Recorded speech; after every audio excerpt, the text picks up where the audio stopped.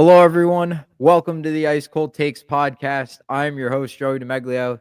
Today, I'm joined by the boys from Ranger Central, Matt and Evan, frequent guests on Ice Cold Takes. They've been at it all day. Of course, today, Friday, was the trade deadline at 3 p.m. Had some big blockbuster trades happening. I don't know if everybody saw that. I tried to keep up. I was at work, so I'm just kind of catching up on everything right now. I saw Rantanen got traded to the Stars. Brad Marchand, of all people, got traded to the Florida Panthers. That was a shocker. Another rivalry trade. Brendan Carlo got traded to the Maple Leafs, and the Rangers shipped off all of their unrestricted free agents, all of them. So we'll go through each of them. First of all, boys, how we feeling today? Exhausted. Yeah. Exhausted, but nah, very entertaining deadline at the end of things with the late moves that we got, especially with Boston selling, which was a huge surprise today. Which we heard rumblings that maybe they would sell off some assets today, but it was definitely a surprise that they moved Marchand and especially Carlo too, who did have term, which I want. That's someone that Matt and I talked about for the Rangers getting, but with the price that it took to get Carlo, I'm honestly okay with the fact that the Rangers didn't pay that price to get him. But yeah, exhausted, but a really entertaining deadline today.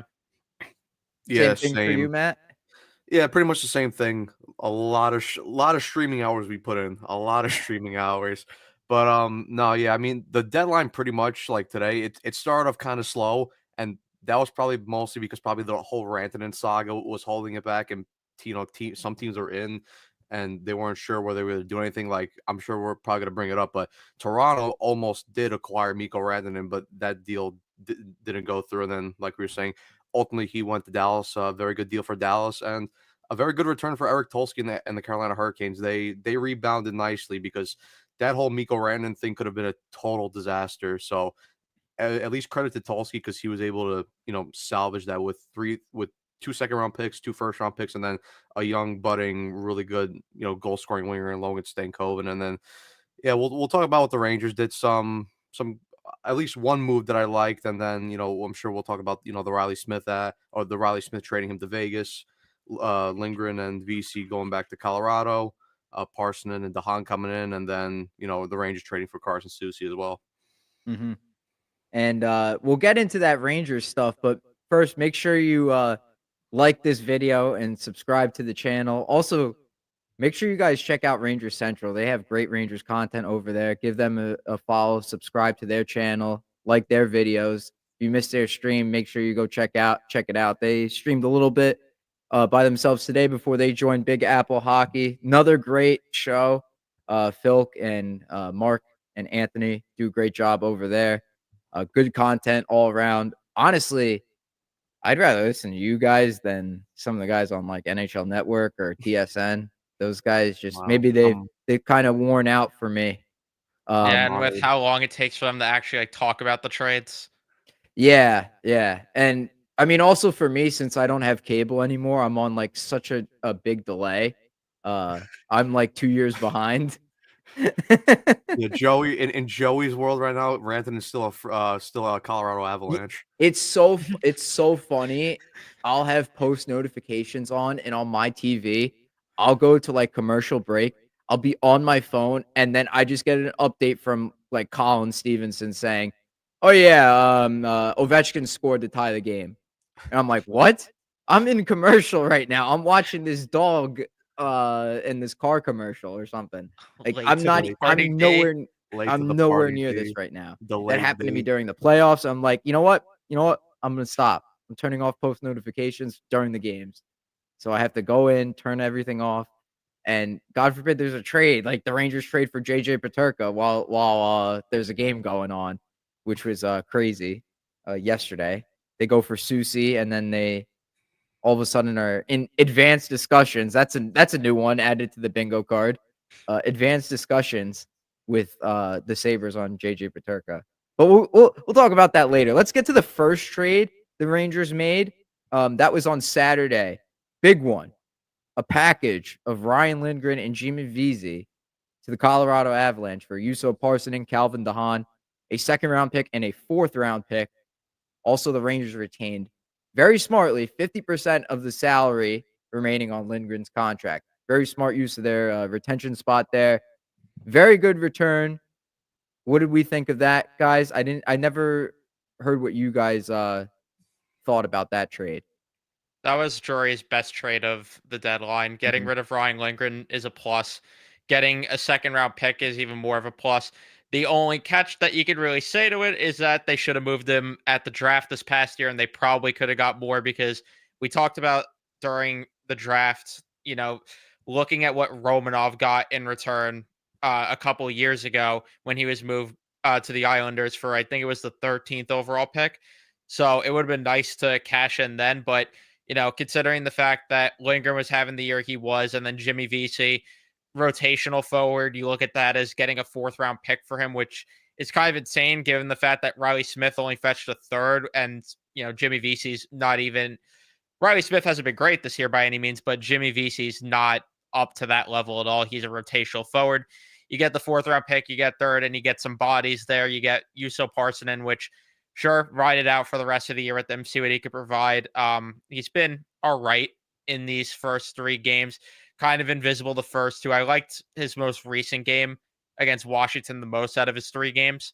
And then Calvin DeHaan, I mean, he's been a disaster. I was hoping they would flip him today, but he might end up being a scratch after the move that they made for Carson Soucy, which we'll talk about shortly. But I think this was Drury's best trade out of the ones that he made here. Yeah, if DeHaan is playing over Zach Jones, I'm going to be rioting. Honestly, like I will be Get your like pitchforks get out. my pitchfork out. Yeah, I will be rioting. But Matt, what did you think about that trade?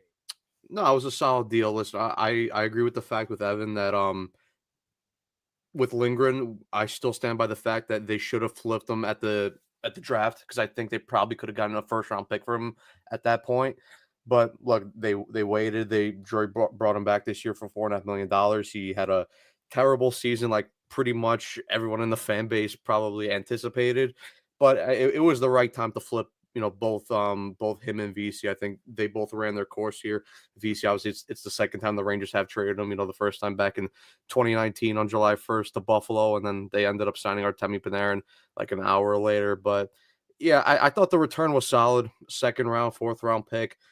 Parson, for me, I haven't really been impressed with him through his first 3 games, but I'm willing to give him some time just because new environment, new system, new teammates. So I'm not going to get on him completely right away. Calvin DeHaan, though, like pretty much Evan said, he's been a disaster. He's been awful these first 3 games he's played in. Just slow, puck watching, over aggressive on pinching.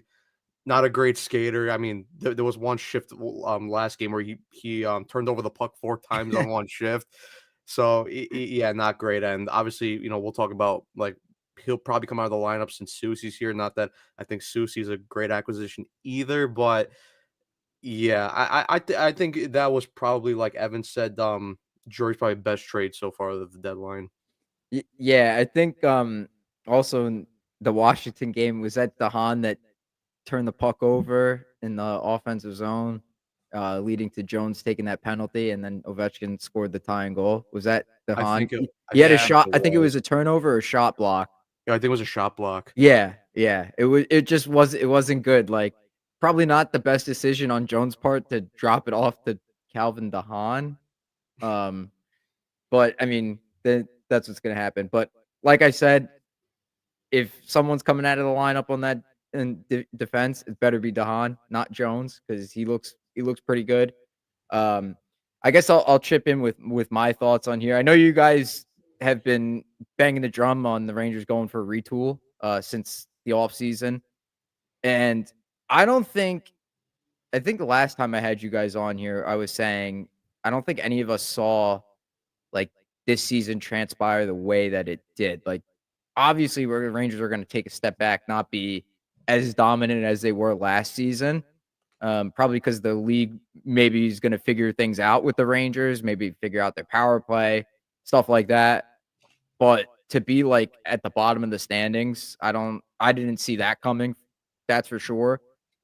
Maybe it was the right decision. It would have been the right decision anyway to move on from Lindgren back in the offseason. We know Drury had plans to make more moves, but the Jacob Trouba thing held everything up. But he didn't have a backup plan, and that was a big issue. I saw a lot now on Lindgren. I saw a lot of people saying like the market price was a third round pick, maybe a second, and I'm like that's bullshit because there are defensemen far worse than him that have gone for way more in the past at deadlines. Ben Sherratt, you guys remember when he was traded? He got traded for a first round pick. David Savard, like an old David Savard, got traded to the Tampa Bay Lightning a few years ago for a first round pick. How you go for a guy that's way younger than those two defensemen, has the same intangibles as them, and gets less in return? I don't get that. Like, that's why I scratch my head at that. I'm like, there's no way he only goes for a third round pick. So not only do the Rangers get a second out of it, but because they package VZ in that deal and retain 50%, they get a roster player, a depth defenseman, and 2 picks out of it, a second and a fourth. I will gladly take that. I know the Rangers probably could have had a first round pick, but apparently they really value Parssinen. I don't think he's that good in the games that he's played so far. I don't think he's been that good. I think there's other third line centers that they could have had. Ryan McLeod would have been a great addition if they could have pulled off a trade like that. I think it was a great return for the Rangers. Then moving on to the next trade that they made, which was Before we move on from that, can I just quickly read my tweet again about how the Avs broadcast described Lindgren? Because I want everyone to hear this. Just because. Oh, I want to hear this. Did you see this tweet? No, I didn't see it. Okay, so this is what the Avs broadcast said because I wanted to tune in and just hear what they were going to say and watch his first game. They said he's an excellent skater, good at making the first outlet pass, and he's a very offensive style defenseman with the physical attitude he brings. Do they get this stuff from like a generator or something? Do they like type in like phrases to describe new hockey players? Yeah, into ChatGPT. I swear to God, that's worse than like what Joe Micheletti says for the same guy. Like, who comes up with this? An offensive-minded defenseman? You could not be any more wrong. Yeah, I think they thought they got Zach Jones with those descriptions. Wrong. Yes. It's amazing how they use 3 different things to describe him, and they didn't get one thing right at all. It's just ridiculous. What was the puck moving D? Good first skater. Pass. Good skater, good at making the first outlet pass, and offensive style defenseman. It's the ass opposite for all 3 of those. So stupid. I don't know. Wow. Maybe they meant that for Cale Makar and they just switched the scripts. Yeah, I don't know. Did the motion graphics guy put the wrong name in front of that? They thought they traded for Devon Toews again. Oh my God. The next trade, moving on, the Rangers traded Riley Smith back to the Golden Knights for Brendan Brisson and a 3rd round pick. It was a 3rd round pick from San Jose, so basically a really late 2nd round pick because that pick's going to be at the top of the draft, and this is in 2025, by the way. That trade, I don't think the Rangers did retain salary. I think they retained 50%. They retained 50%, but you got to remember Smith had 25% already retained from Pittsburgh. So this is at a very modest, like less than $2 million, I think, for Vegas. And I don't even think they made any other moves. So this was it for Vegas, right? Did they make any? Yeah, I don't recall them making any moves. I thought they were going to make a move today. Yeah, this is very rare that they didn't. But what did we think about this one? About this trade? I think I said it when I started my stream that by default they were going to lose this trade unless they got back somehow more value than they gave up to get him. It's just hard to win after you give up a 2nd and a 5th and you don't even get a playoff run out of Riley Smith. And he was scratched multiple times. He was on the 4th line multiple times.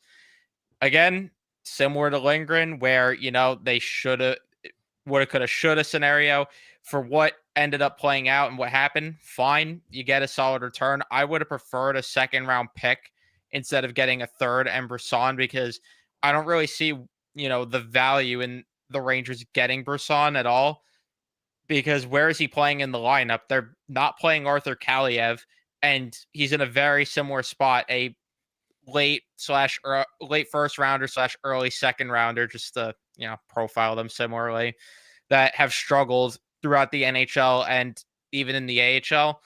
So I'm not sure what they see in him at all, unless they view him as a asset they could flip in the offseason to maybe get a draft pick on draft day for. But for me, it's just like I would have rather got a second round pick at that point than Brisson. So, it is what it is. A third round pick. You get what you did. They flipped it either way. The third round pick. But yeah, it's hard to remember. That's why it's just like it's hard to love the return, because they also flipped what they got in this trade. Matt, what did you think? No, I pretty much agree everything with Evan. I right off the bat, you knew that they were going to lose that trade automatically, just because you knew they weren't getting the same things that they gave with the Pittsburgh, which is what, a second and a fifth round pick for Brendan Smith. I mean, not Mhm. Brendan Smith, for Riley Smith. You knew that you were getting that same value, and I remember when because we were all on stream together when they acquired Riley Smith, and Yeah, my problem was I never liked it. acquiring. My problem was never acquiring Riley Smith, because I don't think he's a bad player. He didn't have a good tenure here, but I don't think he's a bad player. My problem was that he was the first line solution, and that's not his role. That's not Riley Smith's his best role. His best role is like what he was in Vegas when they won the cup in 2023, on a third line. As a third line winger, he was solid. Now look, if the Rangers had, let's say in the offseason they got Jake Gensel and he was the first line right winger, and then Riley Smith was acquired to, come in and be the third line right winger, I would have said, okay, cool, that's fine. You got two solid wingers that you bring in. But because he was brought in to be the first line right wing along with Meek and Kreider, and we know Meek and Kreider basically kill off every right winger they play with, you knew that it probably was destined to fail right when the trade went down. So yeah, I mean, look, and basically what Evan said, like, they got the third round pick. I mean, they don't have the third round pick anymore because they flipped it to get Carson Soucy. And then Brendan Brisson is like 23-year-old kid. He's not even on the NHL roster right now. They got him and they send him down to Hartford. And it's basically like the same thing. Like, I would have rather the picks personally, just because, where is Brisson going to play? Like, basically, and like same thing with Arthur Kaliev. The Rangers, they picked up Arthur Kaliev waivers, and apart from a couple games, he's been mostly in the press box sitting. So, and that's probably another guy they should have flipped. I know they wouldn't have got probably much for him, a sixth or seventh round I pick, don't. but Yeah, I don't know, man. still, like, it's something. Like, you didn't give up anything to get him. You claimed him for nothing. But yeah, I would rather would have the picks personally. And we know that the Rangers in the first place aren't great at developing young talent anyway. I mean, he's 23 years old, so he's still technically young, but really, if he was ever going to become something, he really should have, broke into the league and already secured like a roster spot. And I mean, he's played a couple games in Vegas, hasn't really done anything. And even with the games he's played down in the AHL for the Henderson Silver Knights, he still really hasn't performed at all. Mm-hmm. Yeah, that's an interesting one, because I heard that he's playing on the wings now. He was drafted as a center, and now he plays on the wing. Is that correct? Me if I'm wrong. Yeah, he's playing on the wing now. Yeah. Okay, but I saw that he was a center, so that made me raise an eyebrow, because the Rangers don't really have any centers in the pipeline. So I'm thinking, maybe is this a guy that you're looking at as a bottom six replacement in the future in case like McConnell Barker doesn't work out? But then I also saw some people saying like his numbers aren't that good. He's basically a bust, even though he was just drafted in 2020. So it's an interesting one. I agree with Evan. I think I agree. I think that it would have been a good idea maybe to flip him. Maybe you could do that in the offseason for if you want to flip him for a draft pick. That's still very much a possibility. Kaliev, I don't think you could flip anymore, because he was a waiver pickup. and he didn't build his value at all with the Rangers, really. He just, like, look at all the teams that passed over him. If you go through waivers and it's like, all right, the Rangers pick you up. But we know how the Rangers, they don't see the value in playing a younger guy over an older, more experienced guy. That's just the Rangers philosophy. That's how it is. We know this. And honestly, I don't even see the fit with Kaliev anymore on the team. Maybe I'm like completely wrong on this. Maybe you guys completely disagree with me on that. It's just I don't know. I don't see the fit there. And then I mean, I'll take the third. I'll take the third or the really late second, as I like to call. And I mean, seeing what they did in the next one. But do you guys agree with me on I, I feel about Kaliev, or I mean, look. am I I mean, look. like in the wrong here? I mean, look, for me, like Kaliev, like when he first went on waivers and people were saying, "Oh, the Rangers might claim him," I didn't want him just because I watched him plenty of times in LA, and I personally didn't see anything in his game. So, like for me, that he's sitting in the press box, like for me, like I'm not personally affected because I was never big on him and I didn't want him in the Oh, first place. yeah. But from Chris Drury's point of view, like it doesn't make sense. Like, why claim him and then not play him at all? Like from his point of view, it makes no sense at all. Yeah, I Right, like, wanted. he's not making the lineup decision, though. I So get maybe it, but send him down to Hartford is what you're saying? I mean, but still, he could talk with. I know Laviolette has final say over roster construction and how he deploys the lines, but still, you could at least like they could still communicate with each other and say, listen, like we claim this guy off waivers. I think he has potential. Let's see what he has, and then maybe even if he's not in our long term solution, maybe we build up his value and then reflip him for a better draft pick later down the line. You know, but the fact that he's just sitting in the press box and rotting away, like I said, from Drury's point of view, it doesn't make any sense.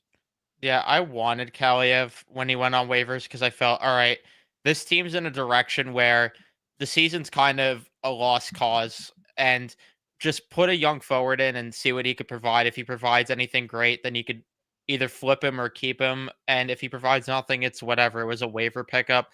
And like you guys are saying, I clearly think there's a disconnect with management and the coaching staff because I'd imagine, like, again, why claim him if you're not going to play him? Like, this is the whole point of him coming here would be to try and see if he could maybe get some of that untapped potential there, but that it just didn't end up happening. The only thing I'll say for my counter argument that they maybe could have got something for him is, granted, this trade deadline was so inconsistent with the value. Joe Valeno, though, got real human beings today. So it's like Hmm. there could have been a world where Kaliev got something for the Rangers.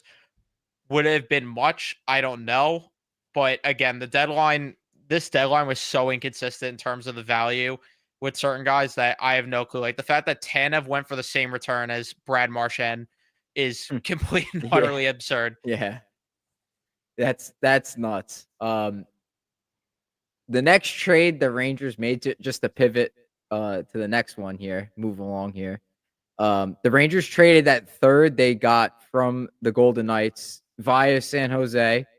They traded it to the Canucks for Carson Soucy, who's under contract for another year after this at less than $4 million. This is an interesting one for me because he had good analytics when I checked last year. Good numbers, pretty solid. The caveat is he played sheltered minutes and he had good numbers in those roles, correct? Correct? Yes, I'll start because Go Matt's gonna ahead. be more mean I than me. I know you guys wanna rip this one apart. Go ahead. Matt's gonna be more mean than I am with this. Because I'm trying to grasp at straws here and say to myself, okay, if he's playing on the third pair in those sheltered minutes, maybe it could be all right. It's an overpay for the sixth best defenseman on the team, but maybe you could at least get some value there. The problem is that it has to be sheltered minutes. And the other problem is when I'm seeing articles that they might try him next to Adam Fox, that's not going to work. When I see articles that he might play next to Brain Schneider, I don't think that's going to work. Like, I think that as a pair would be it's just a complete nightmare. But if he's on the third pair and they actually retool the top four, sure, maybe you could actually work with this because at the end of the day, I'll say this, as much as the bar is extremely like to the floor low with this, they made the conference finals twice with Jacob Trouba in their top four.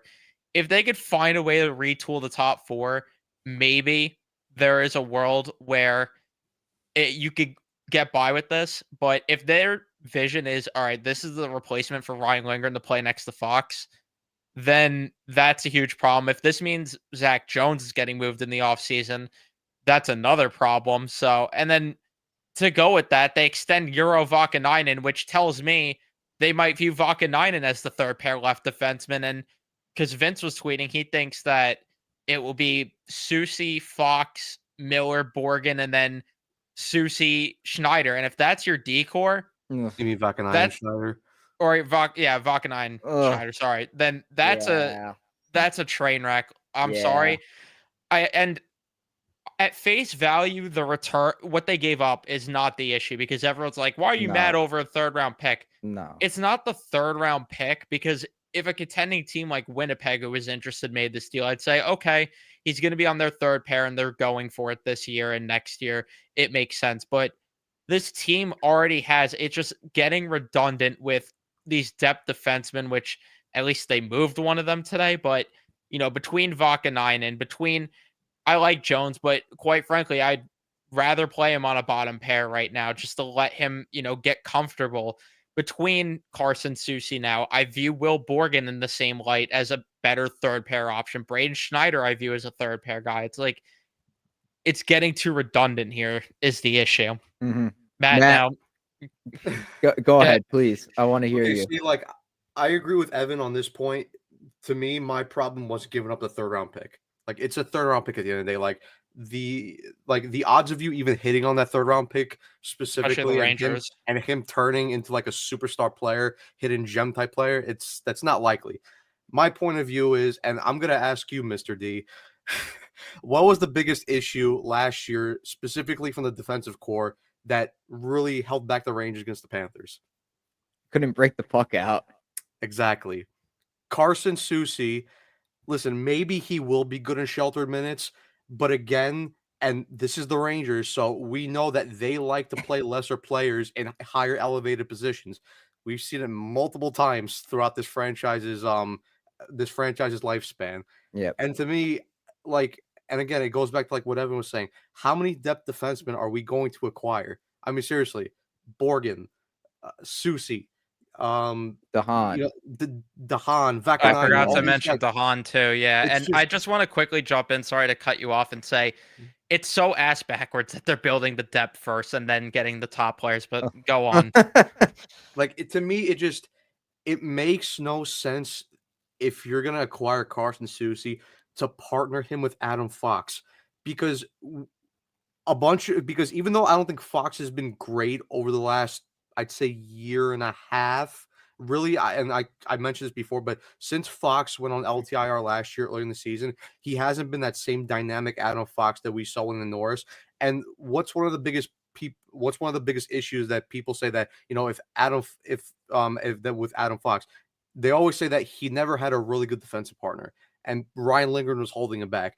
Well, if you're partnering him with Carson Soucy, all the same issues that Ryan Lindgren had, Carson Soucy has all the exact same issues. Can't skate, not fast, can't break out the puck, and to be honest, not great defensively. I get it. He was good in Seattle the couple years that he was there, and even last year he was okay with Vancouver. But this year in the couple games that I've watched, he has been a disaster for Vancouver. He has not been good at all. And again, if the Rangers and Chris Drury's idea is to partner Adam Fox with Carson Soucy and then have those three pairs like what Vince mentioned of Soucy, Fox, Borgen, and Miller, and then Vakanainen and Schneider, I don't know what Chris Drury's smoking. That's getting you nowhere near a Stanley Cup.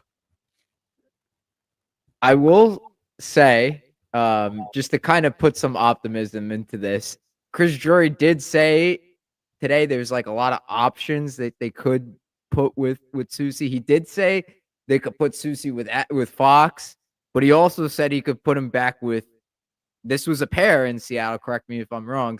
Susie and Borgen were a pair a couple years ago, right? And they were pretty good. They were They were, average, yeah, Average. below average. But if it's a third pair, If it's a third guess. pair, yeah. This to me, this trade is all right. The jury is still out here for me. Like, I need to see how he plays here because Borgen's analytics sucked when the Rangers traded for him, and he's been pretty good for the Rangers. Maybe not worthy of a contract extension immediately, but he's been way better. And I know they like that Miller Borgen pair, but could they break it up when Fox comes back and put Miller and Fox together? Now that Miller has stepped up his game, his play this season, and go with like a Susie and Borgen pair, could that be a possibility? Or what I think they should do, now that they have Susie, they need a real left-handed defenseman, a real partner for Fox. They should shell out all the money they can once, if and when Jacob Chikrin hits free agency. That's the guy that they should be going after, I think. him or I wouldn't mind Gavrikov. I wouldn't mind Orlov either. I think Orlov would be solid, but You're not worried about the age? No, if he wants a long-term deal, then I'd be worried. But if you could get him on like a 4-year deal, I'd be okay with it. I think he'd be solid because you could put him, because it puts you in a spot where if you wanted to put him on the second pair and then acquire another left shot defenseman at the deadline, then that all of a sudden makes your decor really deep. But the problem that I'm having too, just to go back to if they put Borgen and Susie together as the third pair, and that could be a fine third pair, but you're also looking at it as one of the most expensive third pairs in the That's just to put I don't think it would be a perspective. third pair. I think it would be a second pair because they have Vakanainen. They already signed That's him, not and a it great sounds like he's a second pair sixth either. defenseman. And that's the problem here is like they're Yeah. not winning a cup with that because to Yeah. put things into perspective, the Florida Panthers, their third pair, you have Kulikov making 1.1 million, Nate Schmidt making 800K. Tampa Bay, you got Radish great. making 900K. You got Lilleberg making 850K. Winnipeg, who's a top team in the league, you have Logan Stanley. He's not great, but he's making 1.2 million, and Colin Miller is making 1.5 million. Like you could build your third pair with cheap defensemen. And by the way, you have one who's an RFA by the end of the year that could be your left shot defenseman. So why are you spending 3.2 million on Susie and 1.5 million on Vakanainen when Zach Jones is here? It makes zero sense, and it tells you that they're moving Jones. Also, I was waiting for Jones to get traded this whole time. I'm like, Me too. this is crazy. Like they seriously do not value this guy. Like you see how he could play. Yeah, maybe he gets bodied off the puck a little too easy. Maybe he gets out muscled, but the guy is a threat in the offensive zone. I mean, you can't just have one defenseman do that. You should have at least like one defenseman on the ice at a time that could do some damage in the offensive zone. At least that's what I think. Because he could move the puck and he could skate, Jones. I don't care about his size. I've said this repeatedly on this show. I don't know. I don't understand what the hesitance is to play him. Joey, come on. You know those qualities are illegal for the New York Rangers. We're not allowed to have players like that. You should know better. No, but back to the point you were mentioning, like about like potentially pairing Borgen and Susie together. Like, okay, fine, you could do that, but like as Evan mentioned, that would be if that was your third pair. That's one of the highest paid third pairs in the league, and if that's your second pair, you compare that to other Cup winners of the past, like I'm pretty sure Florida last year, their second pair was what Ekblad and OEL. Vegas was what Petrangelo and Braden McNabb. And then Colorado, when they won their cup, it was Bowen Byram and Sam Girard. I mean, you compare that to Susie and Borgen, and there's a huge drop off with that. And then also the fact that because Keandre Miller right now has been playing with Will Borgen, and that's probably been the best pair so far for the Rangers. Well, okay, obviously if Keandre Miller is not going to play with Will Borgen anymore. It's going to be Susie there. Then you're moving Keandre Miller up to the first pair with Adam Fox. And again, what's one of the biggest problems we've had with Keandre Miller, and he's coming up as an RFA this year. He's going to want a big time extension. We've seen how through his first 5 years in the league so far, he's had major consistency problems. He's had good runs, but he's also had really poor runs where you question whether the guy's ever played, the position before in the NHL. And again, if that's going to be your first pair left shot, and he's going to be demanding a contract up anywhere between $5 and $6 million, that's $6.5 to $6 million a year. Are you really comfortable with giving Keandre Miller that type of money? That's my whole problem with this. Is it's like, while it may not be the worst D-core in the league, it's not great either, and it's anywhere near cup caliber for me. And that's the whole problem. This is why we're doing this whole retool, which it should have been started in the offseason last year, but Drury delayed it. But at least he's finally kind of getting around to it. But still, I don't look at this D-core, especially with like all the suspected pairs, like what Vince brought up, and then even like what Evan mentioned, like that to me, just it doesn't look great to me. I agree. This doesn't move the needle. It doesn't move the needle for me. Like the way the pairs are, like Susie and Fox, that's a problem. Yeah, like even the way, like what I propose too, like if that's a second pair, Susie and Borgen, that leaves a lot to be desired. But and it's not like they went. There's an opportunity for them to say screw Susie and go after, like, let's say Susie doesn't work out, and like I said, free agency is a big opportunity. That's where the Rangers typically like to swing, is like they like to overpay for guys in free agency. I'd rather them do that than go after trades, and they're not going to develop them well when they draft. The problem with that though is like, then if they move Susie this offseason, if it doesn't work out, they're not going to get back the value that they gave up. So it's just, but it's only a third round pick. I know, but like, it's just the principle of the fact that I get Chris it. Drury is constantly doing this, where he's giving up more than he's getting back. Like with Ryan Reeves, he gave up more than he got back. Yeah, I understand that. Yes, principle. I get it. Yeah, I get it, Evan. No, you're right. You're right, but also, what you got to weigh is what is worse, the principle or the fact that you're going to have Carson Susie play on your top pair with Adam Fox. They're both pretty bad. No. They're both pretty bad. The principle of losing a third round pick and only trading the guy for a 6th round pick, that matters more than Carson Susie playing on your top pair with Adam Fox. I think you gotta live with it. If you made that, sure, trading the 3rd round pick is a mistake. Yeah. But if he doesn't work out and there's an opportunity to improve, and you really think you could do it, whether that's Gavrikov, Orlov, Chychrun, you could sign one of those guys, go ahead, trade him for a bag of peanuts. I don't care. But see, my thing with the principle is because listen, all GMs, they're not perfect. No. They will sometimes acquire a player, it doesn't work out, and they lose value when they reflip guys. We saw it a couple years ago with Julien BriseBois. He went out and traded a major haul for Tanner Jeannot.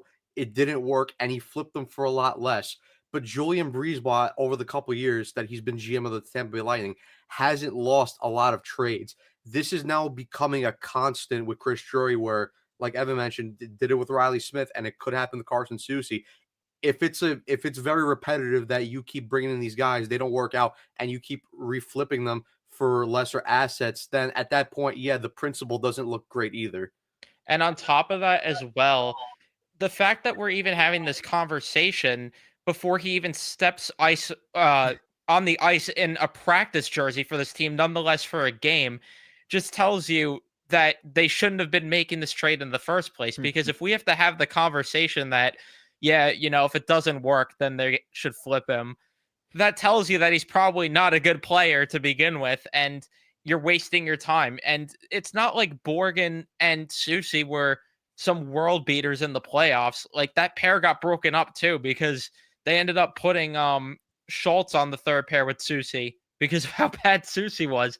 So it's like, it's not like this is a pair that has won a Stanley Cup before. It's not like they've proved that they're any good together. This is just uh, I just don't understand. I really don't. And the more we're talking about this, the more I hate it because you're either going to have the most expensive third pair in the league or Carson Soucy's in your top four, and neither option is fun here. NHL GM's gonna NHL GM, I guess. Like, Yeah. Chris Drury just got a intangibles, Chris Drury. intangibles, like every NHL GM values them for some reason when every single NHL player has them in some way, shape, or form. Some more so than others, but the guys that have it more, for some reason, they're valued more. It's becoming an analytics league, but there's still a lot of those GMs that will sell the farm for a guy that's, over the hill. I don't get it. I don't get it. It's like I get it, but I don't get it. You get what I'm saying? Like I understand how they do it. I understand how the NHL GMs do it, but I don't understand why they're so set in their ways. Is what I feel. And But moving, then again, yeah, go ahead. like Kaylee mentioned this, the power of friendship, because it came out that the only reason why Carson Soucy is because JT Miller put in a phone call to tell him to waive his no movement clause. So again, we're doing this friendship gimmick again. Ugh. Oh my god. The last trade the Rangers made was a last minute one after 3:00. They traded Eric Brandstrom for Nicholas Aube-Kubel. So yes, the Rangers and the Buffalo Sabres can make a trade. When all the rumors were saying that JJ Peterka was going to the Rangers, that never happened. It was so funny. I don't know if you guys saw it. Like within like minutes of Saravalli tweeting that out, and the French reporter saying that it was imminent or it was going to happen. I saw Sabres fans saying like, "Oh no, this isn't happening unless we get Lafreniere and or Cooley. You got to give me Perreault for Peterka." I'm like, dude, the guy just has 150-point season. How you asking for Will Cooley? Is it 1 or 2? I thought he had 250 points. I don't know. I know he has like a 50-point season this year, maybe last year too. But I'll like, take a look at that. I don't know. You're Yeah, asking now. for former first overall pick, a top prospect, the first round pick. And I'm like, all right, surely Rangers and Sabres fan bases could come together on some sort of agreement here. Apparently that's Eric Brandstrom for Nicholas Aube-Kubel. Rangers were never going to use Brandstrom in their lineup. Another one of those guys that's like a depth piece, a young offensively talented defenseman, supposedly when he was drafted. I think that was a scouting report on him. Definitely not what the Rangers value. So they flip him for an analytics player in Aube-Kubel. And Aube-Kubel is going to Hartford, which is pretty surprising. I thought he would be a solid replacement for Brodzinski. What do we think? He's not having that great of a year, to be fair. And even in the AHL, he hasn't been that great. But this is the Chris Drury special here, late to the party with a guy that we talked about 2-3 seasons ago, and now he wants to acquire him. But it's okay. But either way, I won't rip on it entirely because I think this makes sense. You need to acquire more depth forward because of the fact that you have a plethora of depth defensemen. I know it must have been so hard for Chris Drury to move one of those depth defensemen because we only have 20 of them. Now we're going to have 19. He moves it for Nicholas Aube-Kubel. You get a depth forward at least. So I like it because I would trust him if he's the first guy called up more than literally anyone else they have in Hartford right now, more than Lacardia, which thank the heavens we might not have to see him. I would trust him more than Alex Belzile, Riley Nash, whoever, which I'm surprised that none of those guys got moved, but good move in that regard. And yeah, Chris Drury gets rid of one of his 20 depth defensemen and one that can move the puck. So he's at least happy with that. Matt? Yeah, I actually, I see. I'll give Chris Drury credit. I like the move. I like this trade. I thought because I thought Brandstrom when they acquired him, I didn't see a path where he was going to come in and play, and that only solidified it with Calvin DeHaan coming in and Carson Soucy coming in. So, and even with Zach Jones staying now, like he wasn't going to play here. And I like Albe Kubel. I've liked him for the last couple of years. I know he hasn't had the best season with the Sabres, and even down in the AHL, he hasn't been great. But like I said, I like him, and if he's the first call up from Hartford, and he's being put on the fourth line and play there, I I like him. I would trust him there in that position. I probably would actually like to see him play on the fourth line right now. Either maybe get a run out over Rempe and stuff. I know Rempe hasn't been terrible. He's actually been okay for the games that he's been up here. I liked him in the past Yeah, couple he's been games. decent, but Yeah. I would just I mean, listen, you bring him in, it's a low risk, low reward thing. So I would personally like to see him get a run out of games on the fourth line. I like the Rangers' current blend. I know Sam Carrick got ripped apart when the Rangers signed him. I love him. I think he's actually great. he's been good. He's been great all season. Aside from like a handful of games, I like Sam Carrick. I like that combination of size and speed, like Berard, Carrick, and Rempe. I really like that. I know it's like it's not like a world beater here. Like I'm just saying that because I'm not used to something great because the Rangers have sucked so much this season. Albe Kubel as a depth piece is fine. I definitely remember talking about him on like Nick's stream like at least 2 years ago. Yeah, the slideshow. With the slideshow, yeah. I definitely remember talking about him, and I'm like, wait a minute. When we talked about bargain bin shopping, yeah, because the Rangers had to do Right. a It was couple just the seasons off ago. season that a couple off seasons ago when they needed they had like peanuts in salary cap space, so they just signed like 35 plus Blake contract to Wheeler, Quicken, Blake Wheeler, Benino Pitlick, and we were going Gustafson, crazy. Quick. Yeah, we were going nuts for those moves. Yeah, somehow. Yeah. We gave before we knew how bad Chris Drury was. Before we knew, and you know what? With Sam Carrick, I'll give him it was a good move, but he learned his lesson now with the depth forwards. I guess now he's got to learn his lesson with the depth defensemen overpaying for them, and then maybe we'll be on our merry way in 3 to 4 years. Yeah, and by that time Fox will be 35 years old. Maybe Quinn Hughes will come play for us when he's 35. Yeah, The Ranger way. That's the Ranger way. Get the guy when he's don't get Jack Eichel right now. Get him when he's 37 years old, about to retire. That will be peak Rangers. I would hate that. In all seriousness, no. Did the Rangers do enough this deadline? I stand by what I said to wrap up the live stream that I did with Big Apple Hockey, that it's fine what they did. It's not like there's anyone that got moved today where I look at it and say, all right, the Rangers should have went out and acquired X player. Like, I would have liked Wallman, but the Rangers weren't in a position to give up a first round pick to get Wallman. There were a couple of other guys, sure, I would have liked, but the Rangers just weren't in a position to get it, like Carlo as well. I would have liked Carlo, but last year that would have made sense. But with where the team is right now, it wouldn't have made sense to go out and get Carlo this year. So it's not like I could look at the deadline and say, I wish they got some of these guys that moved. I wish the Peterka deal didn't fall through. Trust me on that. If a guy like McLeod got moved or Zaka, those are guys I would have looked at and said, I wish they got them. But considering who got moved, it's whatever this deadline. Yeah, I thought it was an okay deadline. Like for me, like Evan brought him up, I would have loved Jake Wallman to be here, but you got to look at context at the end of the day, and the Rangers weren't in a position to give up a first round pick for Jake Wallman. Now, this could have been solved in the offseason if the Rangers just moved Lindgren, could have gotten the first round pick, and then could have gotten Jake Wallman as a cap dump from Detroit. But it's whatever's happened anyway. But yeah, I would have liked to seen them get a guy like Ryan McLeod from Buffalo or JJ Peterka, but those deals they didn't happen. They would have, and the Peterka one specifically fell through. The McLeod one I don't think was ever on, but I would have personally liked McLeod just because I think he's a really good 3C. The Rangers need a 3C because right now it's Parston, but I don't think he's the long-term future as a 3C.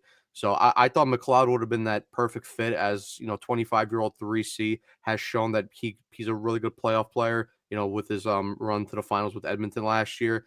And he was also an RFA. So even though he didn't have a contract next year, if the Rangers would have acquired him, they would have signed him up to a contract. And I think they probably would have locked him up anywhere between 4 or 5 years at like $4.5 million.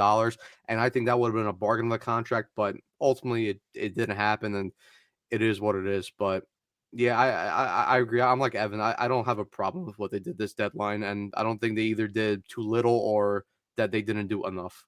So, question, because maybe I missed it before I chime in.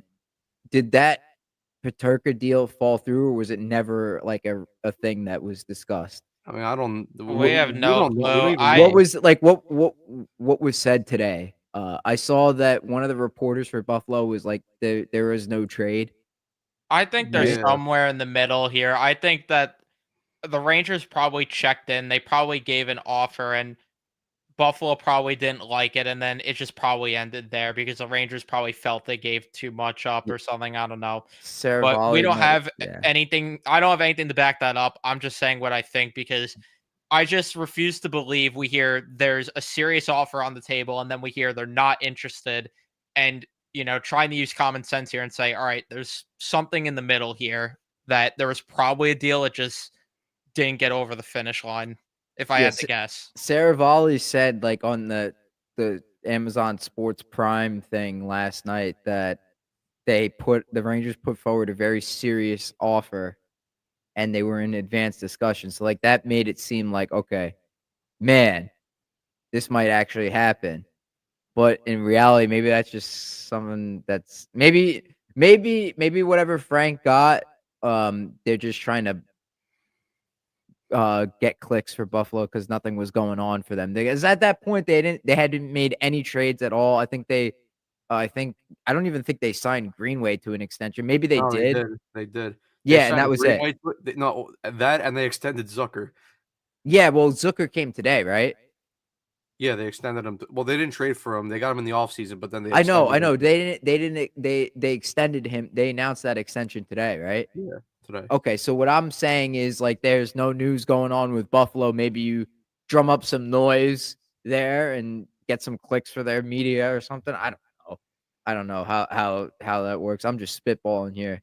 But in terms of like what the Rangers did, I'll say yeah, they did pretty much what I expected them to do is trade all their UFAs. I'm really happy that they cut ties with Lindgren.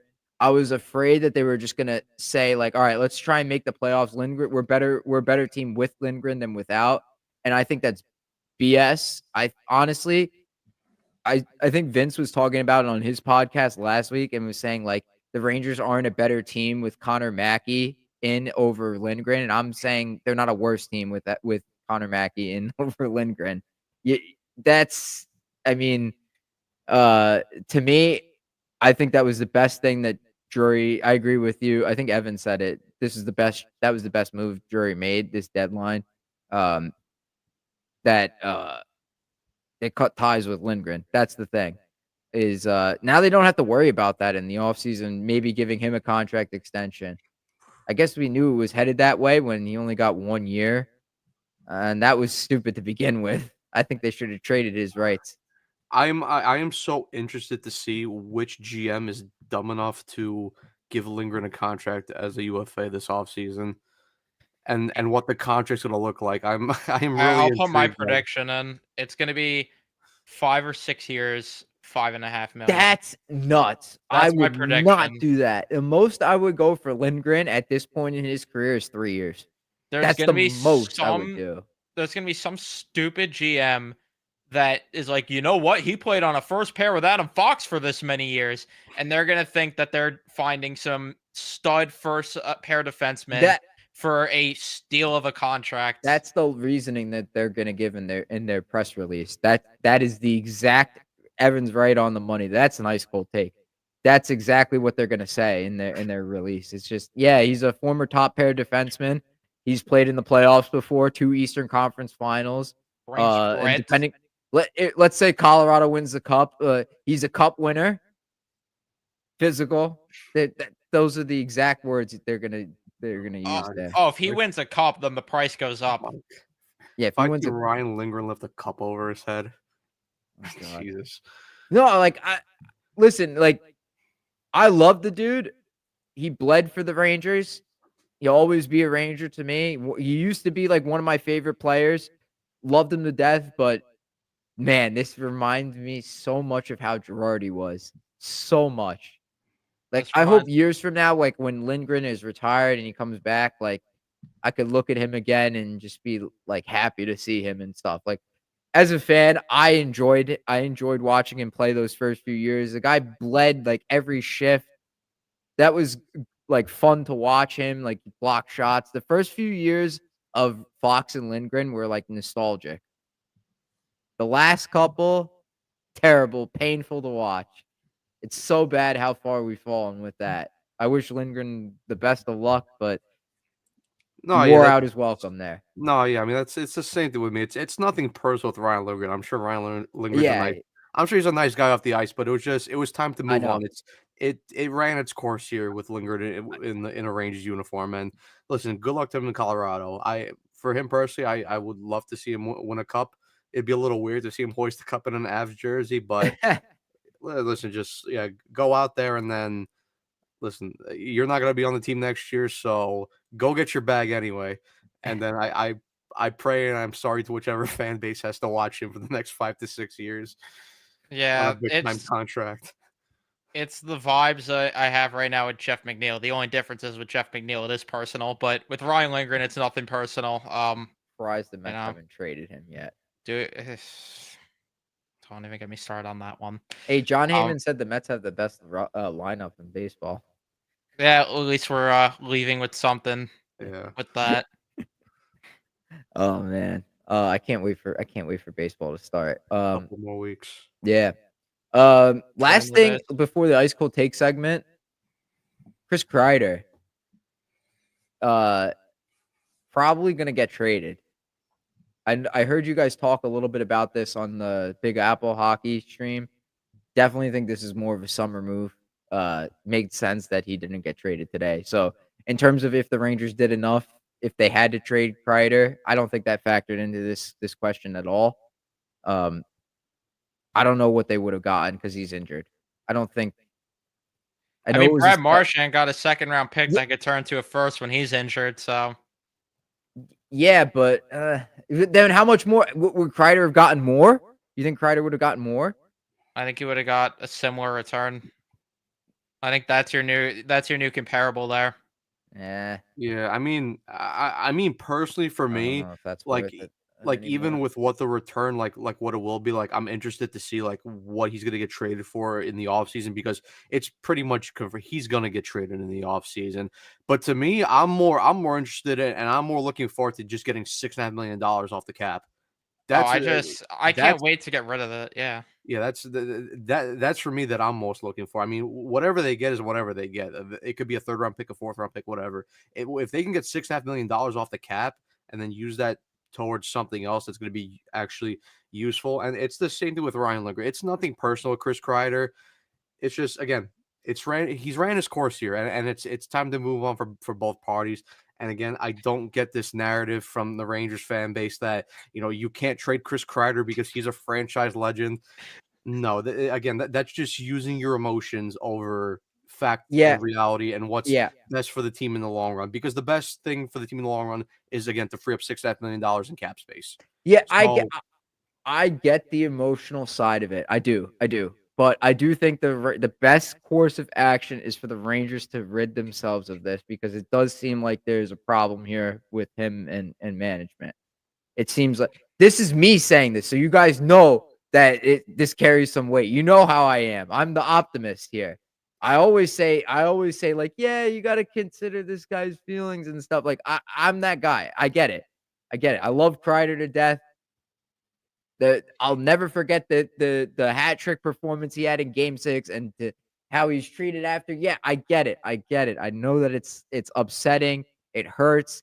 You watch this guy for years, drafted by the Rangers, played all these years, but at some point when shit hits the fan, I think you have to cut ties. And I think the relationship between Kreider and management has become so bad that it's probably time to move on. Unless he, like, let's say he comes back and is all of a sudden 100% healthy, goes on a ridiculous run, leads the Rangers to a Stanley Cup. I don't see him coming back next year. Let I me think hit you this at is the it. Carson line, Joey. Look up. Let's look up. Just Look look up. up. Look up. Just look Just up. look up. Look up to the ceiling. That's where that number's going. Just make sure you know it. Yeah, no, you know who I blame for this though? I blame Lafreniere. Because if he was even somewhat the player that we anticipated at first overall, I think fans would be able to get over the fact that we have another forever guy that's actually living up to their draft Oh, status and actually That's your could forever set the guy. franchise records instead of Chris Kreider, because we need to keep him around so he could break all these great records that are set by such a historic franchise here. Get whatever you can for the guy. Please just get him out of here. The bromance with him and Mika has overstayed its welcome. He's overstayed his welcome. And it's the same thing with Ryan Lindgren, not only with what you said, Matt, but the fact that, again, another guy that should have been moved in the offseason last year because he could have maximized his value. Yeah. They should have acknowledged the fact that he's getting up there in age. You probably got the best of Chris Kreider last year, and they should have been able to acknowledge you're probably not going to get that again. I don't get me wrong, I did not expect this bad, but they should have been able to acknowledge you're not getting the level you got last year. Move him and get what you can and get a really good return. Then now you're going to look at a second round pick or Yeah, maybe a don't- first. I see what you guys are saying. I don't think moving Kreider after last season was a realistic possibility, though. I don't but think you- that was like in yeah, the but discussions. Like, I don't think that was a concept on a drawing board. It should have been because but the it core should've- let them down again last year. And now with all the drama too, If like anybody, I think, if you want to say that, probably Panarin. No, but you know, here's the thing, like Joey, like you just brought up the fact that after last year, after the fact that he put up a 39 goal season, and Yeah. after the fact that he had that massive Game 6 hat trick against the Hurricanes, which sent them to the conference final, I get that, but your job as a GM is to look ahead and see the declines before they actually happen. And you could see last year that even though Kreider did put up 39 goals last year, his 5v5 play dropped off massively last year, and he was getting a lot of his points and goals on the power play. So, and again, this is what GM's supposed to do. Because look at what Brisebois did. He looked ahead. He saw the decline of Stamkos, and he moved on from him. He didn't offer him a deal and brought in Jay Gensel. And Jay Gensel right now is a 32 goal scorer. And right now, Steven Stamkos is signed a big time contract in Nashville, is struggling, and hasn't scored a point in like 12 or 11 games. So again, you have to have the foresight and the ability to see, okay, maybe now is the time to move on. Because again, the core did come up short again in the playoffs. And also, Gotta have listen, Kreider scored 39 goals last year. He just had 3 straight seasons of scoring 30 goals or more. There would have been some GM out there that was willing to say, oh, look, playoff performer, comes up in big time moments, just came off of 3 straight 30 goals. Let me give up something. And you probably could have got a decent return for him. And that GM would have said, oh, okay, let me fit him into my lineup, and he could probably make a big impact, later down the line. And then also the fact with the thing, like I think it was Vince that came out with the article and mentioned about the whole Kreider stuff. The fact that Kreider is still pissed off and hung up on the fact that Jim Ramsey was fired and let go. I mean, dude, come on. Like, I get it. You make friends, you build relationships along the way. The guy was a trainer at the end of the day. Like, you cannot be hung up on that stuff. And then the fact, again, with the whole Goodrow and Trouba stuff, and how even that's just not him, that's the whole locker room. Again, accountability. This core came up short for the 3rd year in a row, and they didn't even look competitive on the same ice sheet as the Florida Panthers. Changes should have been moved. And this is a guy with a letter. If you can't accept that this is a business and that when you come up short, change needs to be made, I'm sorry, you don't deserve your letter. You don't. And same thing today. Exact same thing today, because we saw that the Senators and the Sabres made a trade today. Josh Norris and Bernard Docker went back to Buffalo, and Dylan Cousins came in. And Brady Tkachuk was doing an interview today in the Sens locker room after the practice, and you could see how he was visibly upset that Josh Norris was traded. And because, again, good friends. And again, I'm not saying you're not allowed to have friends and build relationships, but at the end of the day, you cannot be hung up on this stuff. And again, he had the interview, and he quickly fixed it and mentioned that listen, it's an emotional thing for me. It sucks to lose a friend, but you know what? I have to turn the page and now welcome a guy like Dylan Cousins into this locker room, because he's being brought here because the front office thinks that he can help us win moving forward. Part of the job. Yeah. And I want to bring up another thing too, because you mentioned the Panthers, which also clicked something in my head. They move Jonathan Huberdeau, Yep. a 100-point Mhm. player after winning the President's Trophy. The Rangers could have moved Chris Kreider. And Yes. the other thing that they should have been able to acknowledge is that most of the production comes on the power play. You could find that, plus someone that provides more even strength offense at either a better cap hit, or you pay slightly more, but he's a younger player. So all this is to say that a competent GM would have been able to make that decision, or a competitive GM like Vegas's GM. I think a quote unquote top of the line GM would have recognized that it was time to move on from the core in the offseason, and they would have But done we don't have that. Yes. Yeah, unfortunately. My short, simple answer, yeah. We don't have that. Yeah, that's okay. That's where I'm on board with you guys. Like I get it. I get it. Like all the stuff that happened this year, like with the memo and how Trouba, like in the summer, the Trouba stuff in the summer, and how Drury wasn't able to go through with whatever his offseason plan was going to be. Wish I would be able to see that.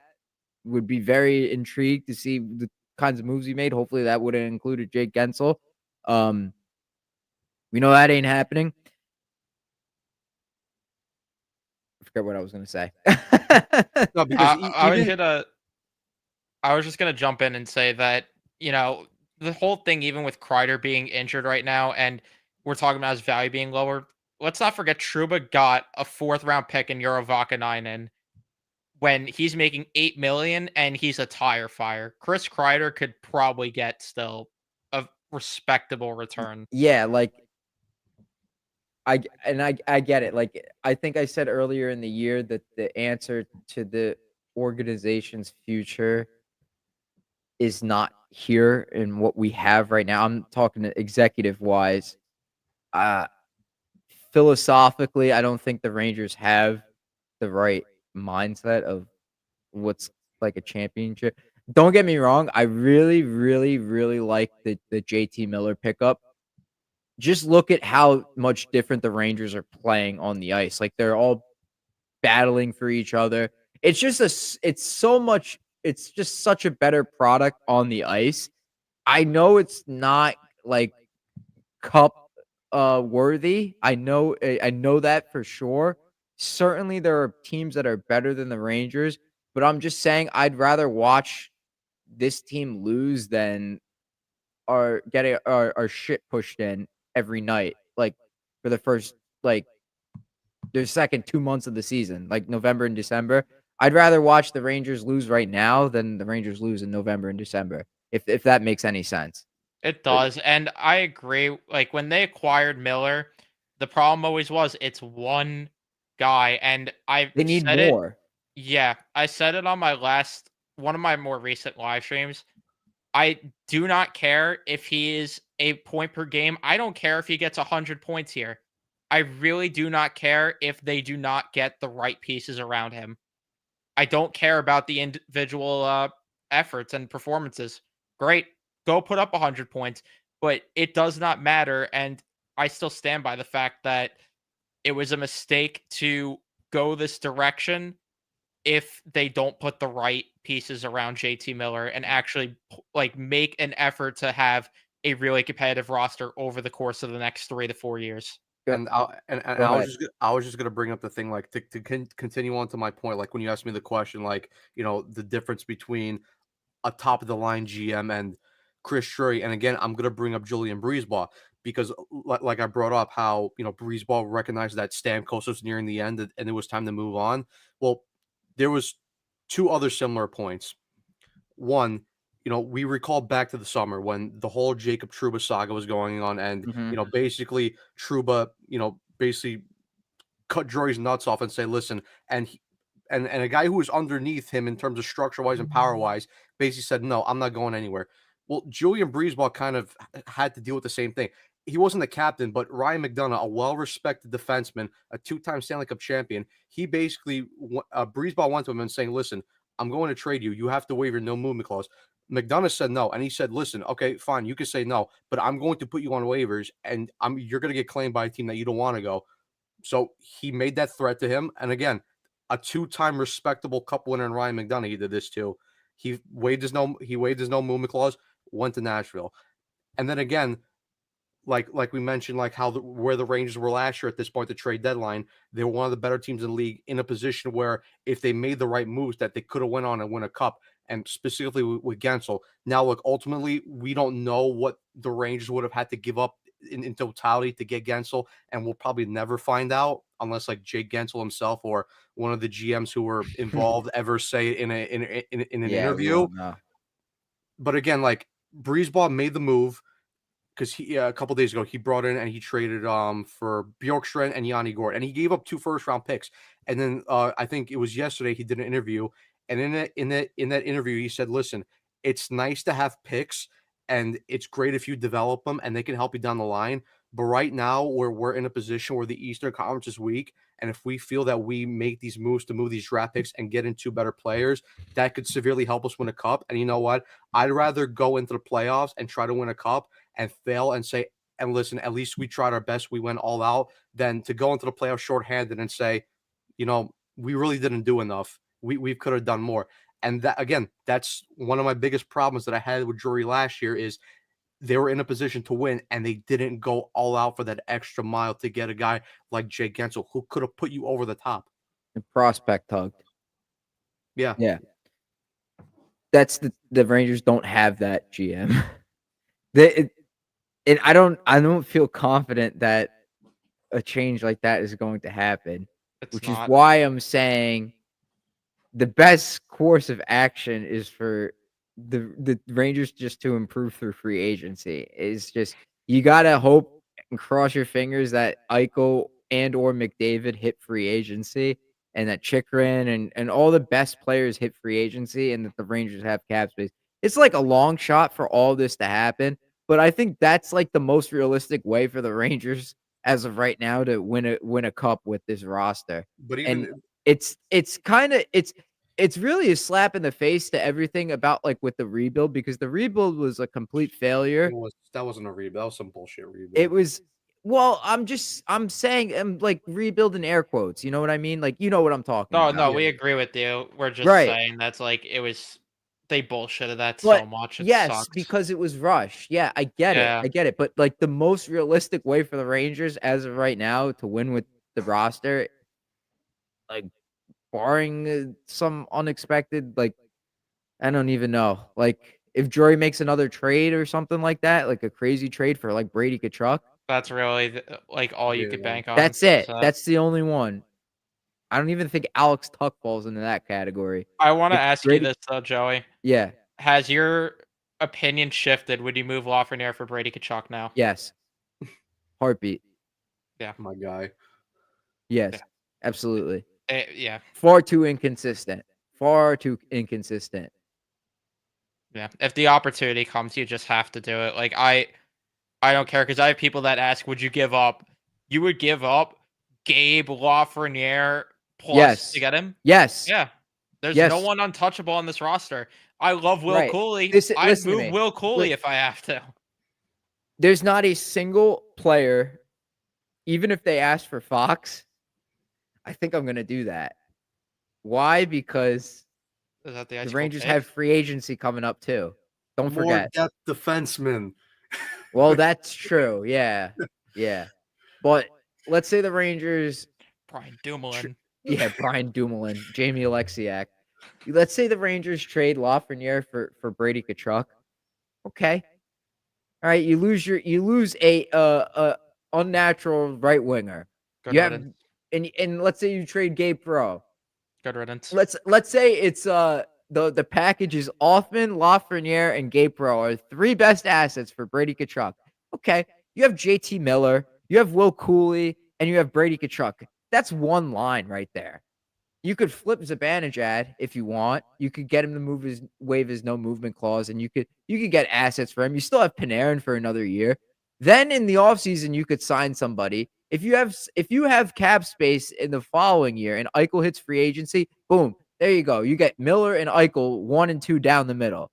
That's a championship level like 1-2 center combination. And you have Trocheck as your 3C then. And Trocheck is your 3C. Boom, right there. That's it.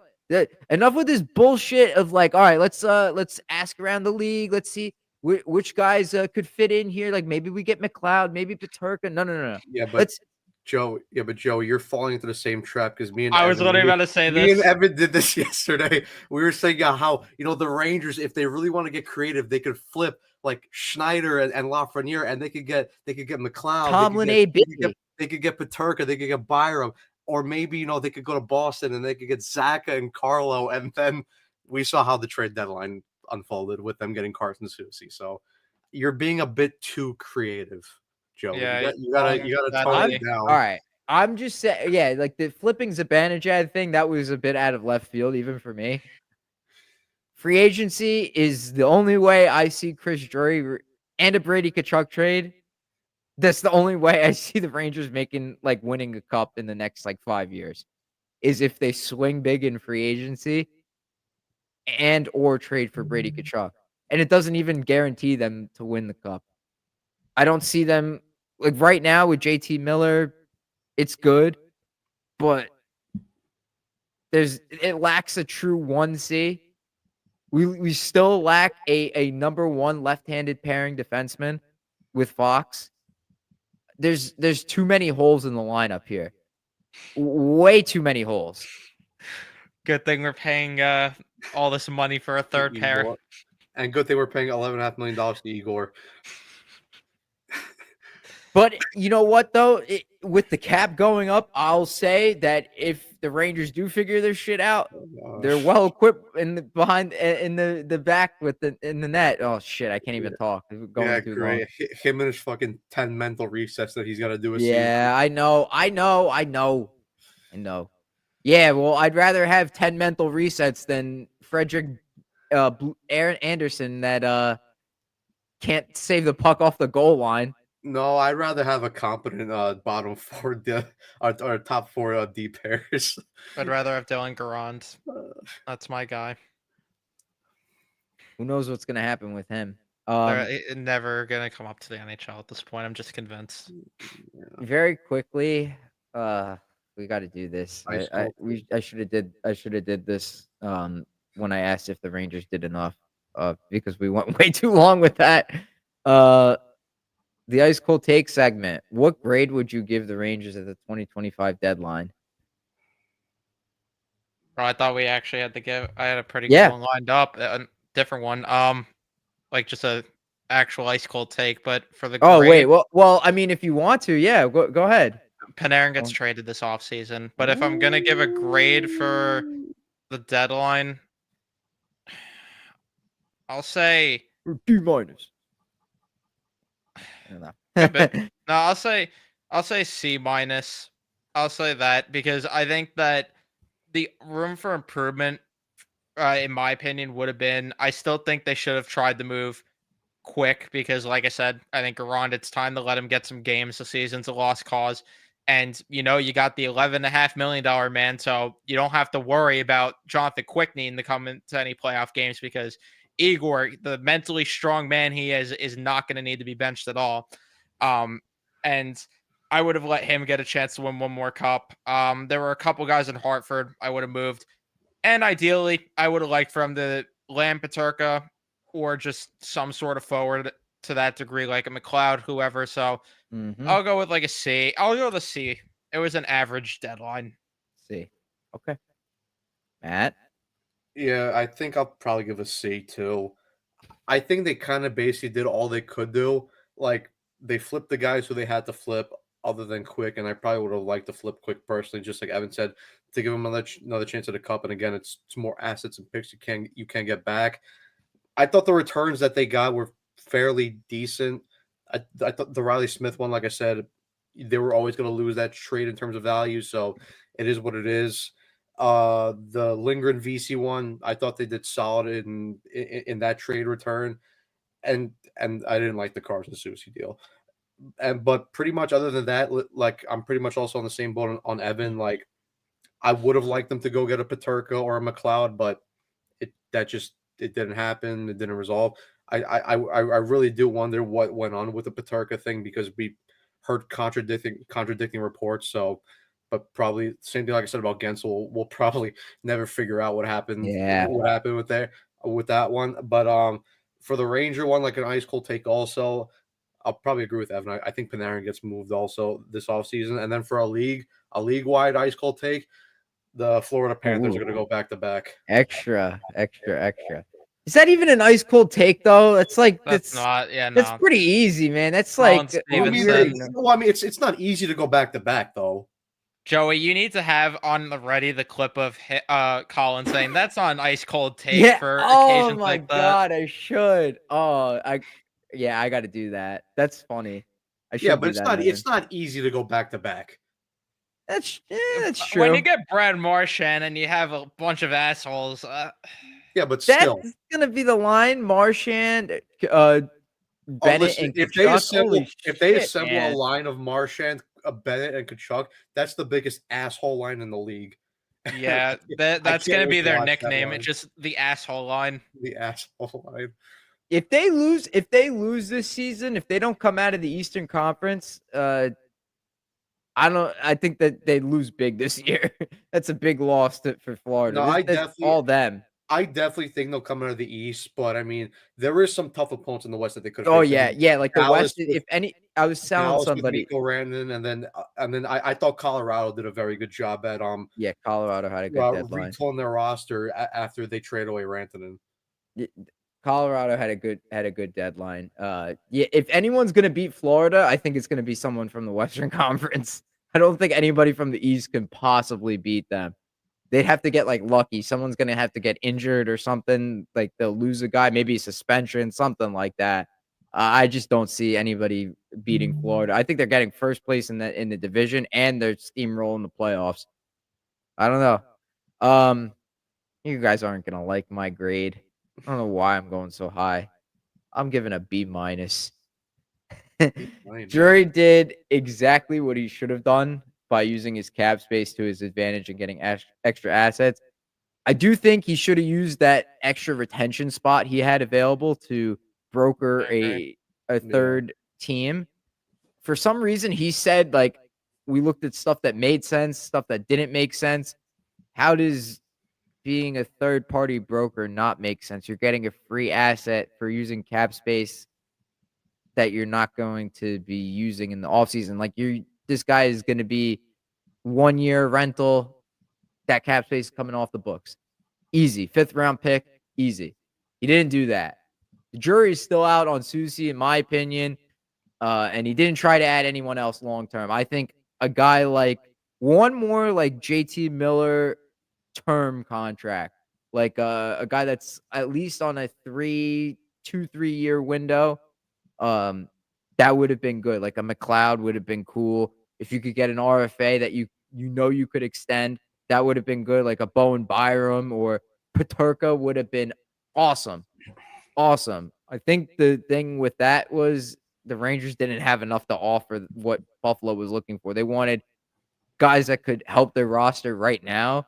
The only guy that could really help them right now, I guess, is Kreider or maybe Zach Jones. But Lafreniere. Yeah, Lafreniere, but are you really gonna trade Lafreniere for Peterka? I don't know, Yes, man. I am. I don't know. I would because you save money on a contract that I don't think is going to age well. Okay. Is Yuso Parsonen a guy that moves the needle, or will he be one that moves the needle in the future? The Rangers seem to really like him. I'd say no for right now, but the big thing is the Rangers picked up some much needed draft capital. And that's one of the things that we've been banging the drum on is that the Rangers have no draft capital. And they finally did that. And then they flipped one of it for Carson freaking Soucy. Why are you laughing? Because with you so Parsonen, I wanted to jump in because you're just like, I say no for now, but Jury says yes for now, and Jury says an extension's incoming. 8 times 8 for Yuso Parsonen. Oh God, I'm just waiting for the Carson Soucy extension because I know it's coming. He's gonna have like 2 good games in a row and then running to get the 5 times like 6 or 5.5. And I'm gonna Man. cry. Yeah, it's it's too soon. Well, at least they're gonna scratch Dahan. I swear to God, I thought they were gonna play Dahan over Jones, and I was gonna be pissed. I was gonna be pissed. I'm actually supposed to be going to MSG on Sunday for the CBJ game. Oh, you poor soul. I feel bad. Hey, I'm getting box seats for that one again. Yeah, that's only positive. Luxury day. Luxury Sweet day. day. Did Let's you all close it forget- out with some stuff around the league. Shocker, maybe not a shocker because of how it's developed over the past week. Mikko Rantanen, after being flipped to the Carolina Hurricanes, gets traded to the Dallas Stars for 2 first-round picks, 2 third-round picks, and Logan Stankoven. And the Stars agreed to an 8x12 extension with Rantanen. This is a huge win for Dallas, in my opinion. You guys are talking on your stream about like who needed to win the deadline. I was like saying to myself, all these teams in the West are really competitive and they've been kicking at the can. Like Winnipeg is like really needs to make a run here because they've been good in the regular season. They haven't made it far in the playoffs last couple years. Same thing with Edmonton, LA. I'm sitting here saying Dallas. Dallas has been banging the drum the past couple years. Get into the Eastern Conference Finals. Pete DeBoer can't get them over the hump. Final. Western Conference Final. Yeah, I pulled a mark. Mikko Rantanen, you lose Stankoven, which is a probably a big loss, but at the end of the day, it's one of those moves where you got to make it to make your team better. Mikko Rantanen definitely makes them a better team. Like Robertson and Robertson and Rantanen on the same line, you could split them up. Man, that power play is going to be nasty. Yeah, I'm really excited to see what that looks like. If any team could beat Florida, it's Dallas, I think. Yeah, we were talking about it, and I brought up this point when we did like the really late stream when we dropped on with Mark yesterday, and I was talking about like when Elliot Freeman said that Dallas was really in the race now to go get Mikko Rantanen, and that's what I brought up. I was like Dallas because we also heard the point of like we didn't know exactly who they were going to give up. There was some rumors that it was going to be Stankoven. There was some rumors it was going to be Wyatt Johnston, and I brought up the point. I'm like, listen, like Dallas is kind of in the same position like where the Rangers were like yesterday. Their core had come up short year after year. They made the conference finals 2 years in a row, lost to Vegas in 23, lost to Edmonton in 24, and you're sitting there and like both from Pete DeBoer standpoint, Jim Nill standpoint in the core, and it's like I know you guys have been really competitive for the last couple of years, and you've finished high in the division, and you made constant deep playoff runs. But when are you guys going to get over the line? And this is again like where I brought up with the really good GMs. They know when it's the right time to make that that really big all in move. And listen, I get it: 2 first-round picks, 2 third-round picks, and Logan Stankoven. It's a lot, but if you win a cup this year as Dallas, you don't care about those picks. Right. And for Logan Stankoven, listen, he's a really nice young player, a really nice good goal scorer with a high ceiling, but you're getting Mikko Rantanen in his prime right now, and you just signed him to an extension. So he's going to be there for a really long time. So at This that point, it really just it made sense for everybody. I think for Dallas, they're probably my favorite, along with Colorado, to come out of the West right now. And I mean, their forward core is sick right now because oh yeah, I'm you have looking. Robertson, Hintz, Rantanen as your first line, Yep. Marshman, Duchesne, Granlund as your second line, Ben Johnston, and Dadonov as your third line. And then you also have Jake Andre in that. The only thing that I think could hold Dallas back is their decor, because I Yeah, should have added looking another thin. defenseman. And I know Heiskanen right now, he got put on LTIR, but he'll be back in time for game 1 for the playoffs. But when I look at some of the names on the decor, because I think Harley, Essa Lindell, those guys, along with Heiskanen, their top 3 is really good. But then when you look at other guys like Labushkin, Cody Cody Ceci. Ceci, Matt Dumba, you're like, ugh, Yeah. that's not great. But yeah, I still think even with that, Dallas, like I said, Dallas along with Colorado is my 2 teams right now if I had to pick to come out of the West. But yeah, for Dallas, it made sense to go in and get a guy like Mikko Rantanen. I feel like they should have brought Alexiak back Yeah, I mean that could have been an option. They for defense. they had to yeah. add something to that blue line though. But I mean, That looks really thin. the other thing though that you guys didn't touch on is that they extended Wyatt Johnson too, which Yeah. that was a really good deal too. What was that? 5 years, 8 something per? Yeah, somehow better than the Lafreniere deal, but that's also because of the playing in the state that he's in, which Only 5 years though. yeah, which that's why the AAV is higher. But it's like again, in the state that he plays in, it's the conversation Matt and I had yesterday that they need to go away from this hard salary cap because it's just stupid that these teams have such an advantage. Because even with Yeah. Mikko Rantanen, he was asking for 13 or 14 in Colorado, but he signs for 12 in Dallas because of the difference in the state that he's playing in. It's a huge Yeah, difference there. I agree with you, but unfortunately, I just don't think with how the CBA is, like with that coming up, I don't think there's going to be a change for that. It doesn't seem There like there's won't. enough interest in changing that. There won't. I hate that there won't be, but I don't yeah, even you're think right it's a about topic that. of discussion. You're right that it won't be. It's just so infuriating. But I agree, man. I get it. I get it. the other thing that we didn't talk about with Rantanen that I guess I'll segue is that Yeah. the Leafs almost acquired him.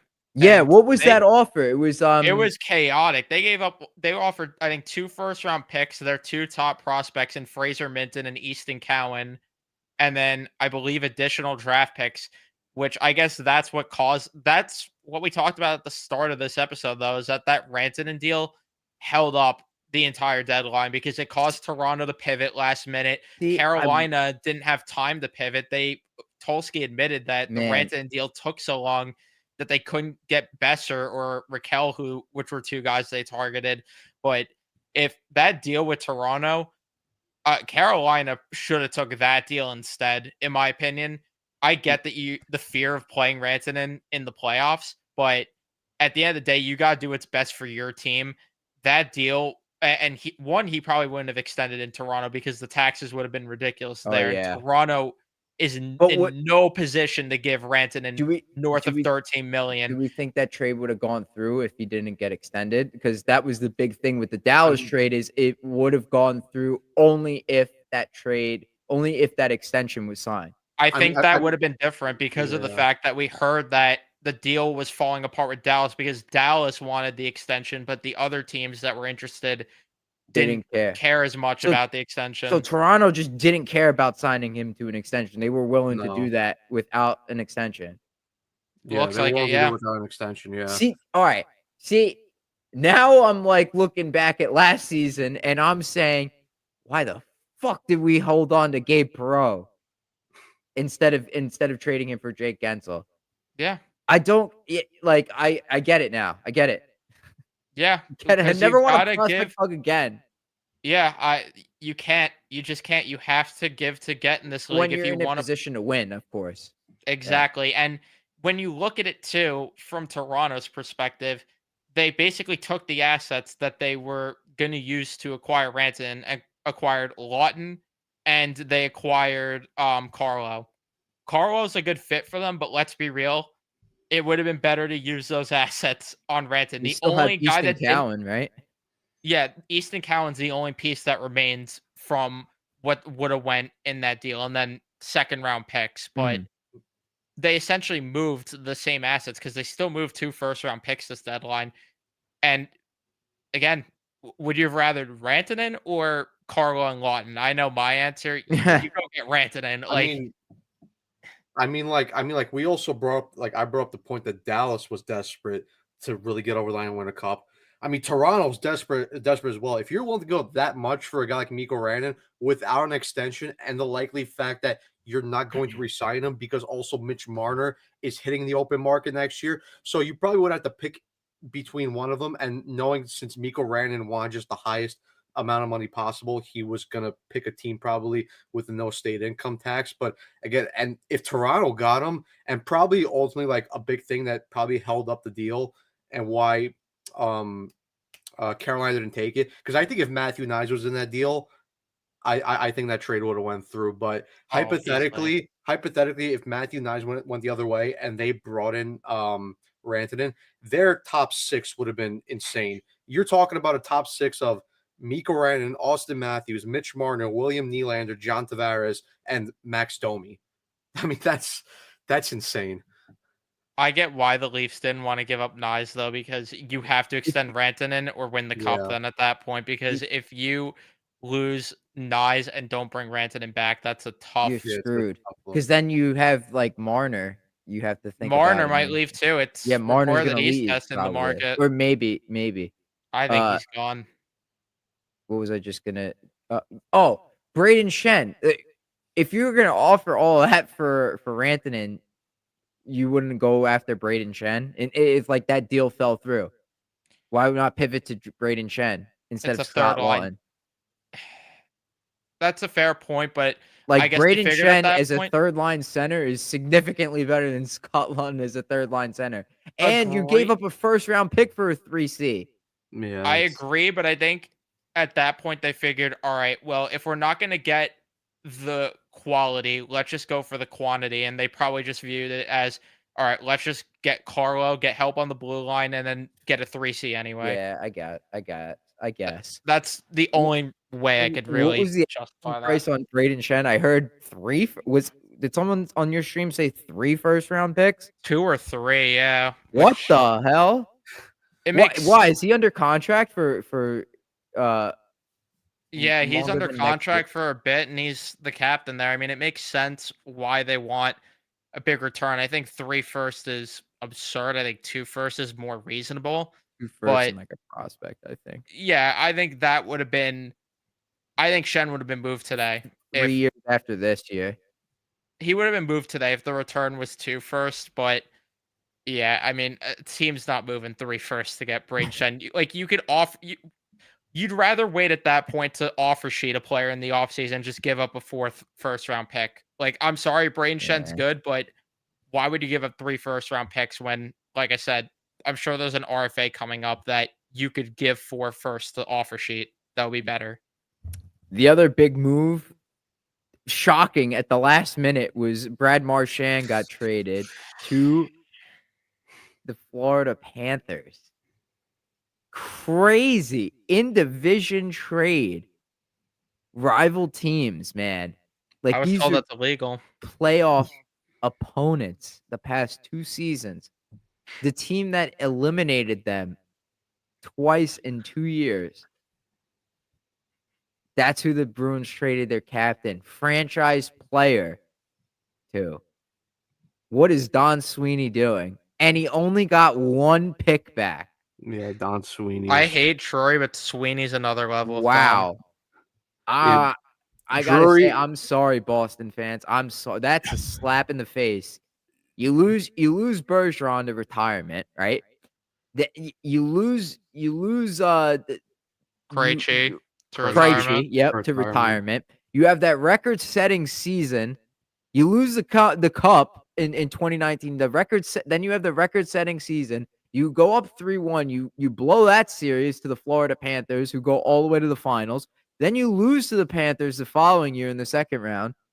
and then you trade your captain Yeah, I don't feel to the hold on, I'm not even done yet. You trade your captain to the team that beat you, knocked you out of the playoffs twice in 2 years, and then you trade one of your top pairing defensemen to your other rival in the same day? I'm sorry, Boston fans. I'm sorry. That's it's a lot to put up with. But I'm you know not what? that You guys win all the time. Deserve to see you suffer a little bit. Come on. Yeah, I'm not that sorry. I was about to say they won a cup in my life, so it's hard to feel too bad there. But yeah, at this point though, I just look at that team and say, just tear it to the studs. Like realistically, they're not gonna do it. Like the Casey Middlestat move tells you, in my opinion, by getting him in that trade, that they want to try to retool this thing, which I don't agree with that. I think at this point, because Pasta's 28, and McAvoy's going to be 28 soon. You should I trade get that everybody. you could get prime. You might get the back end of their primes there by the time you're done with this retool, but I would have just tore this thing to the studs at this point because realistically, what is here and what prospects are coming up to help you fill in the margins? Because they could spend in free agency all they want. Who is filling in the margins here at all? They have no prospects. Their draft capital at least is better, but I just look at this and say, where are they getting better? They're tied up in that garbage Lindholm contract, which everyone knew was an albatross when it was handed out. Same with Zadorov. Just Those are stupid. bad. I Just mean, I pure gotta. stupidity. second I mean, I gotta. assignment. I gotta feel a little bad for Boston fans because Don Sweeney has put him in such a bad position because, like, I know Evan, you mentioned like blowing up the studs. I don't think you can just because of all the long term contracts you're tied up to. The only way you can do it is a retool. I mean, Pasternak's locked up long term. Yeah, but that's McAvoy's locked up movable. long term. I know, but Lindholm's locked up long term. Zadorov's locked up long term. Elias Lindholm's locked up long term. Jeremy Swayman's locked up long term. I mean, you have so many long term contracts that you're locked up into for big money. I don't think it's possible to fully tear it down. And with the fact also that you brung in Casey Middlestat as well. I don't know. The only thing How you many can of those do, long-term contracts have no trade protection on them? Probably all of them. Not that many, actually. That's what I was about to say. I mean, Lindholm, Swayman, they can move. Elias Lindholm, sorry. Swayman doesn't have a no move. Pasta, a team, if like it's the conversation we had with the Rangers if they were going to go in that rebuild direction, where if you told Pasta and McAvoy, we're going in a different direction, we want to get younger, we're going to move you, just tell us, like, give us a list of locations you'd want to go to, and we'll try to make a trade. That's something that they should have tried to do at this point. And yeah, you have the Lindholm contract, just suffer through that at this point. Like, get what you can for Zaka, get what you can for Pasta, get what you can for McAvoy. Maybe if you retain on Zadorov, you can move that deal. I would have. That's the direction I think they should have went in, but they're gonna retool. I mean, the Pasta and McAvoy contracts. I think those you can deal because I think they're good enough to a point where some team would be willing to move assets. But the other ones, those are Zaka, you can move. I'm gonna be an asshole. but I didn't really throw Zaka in there as a long-term bad contract. But I mean, like some of the other ones are just. Oof. I'll be an asshole. Don Sweeney.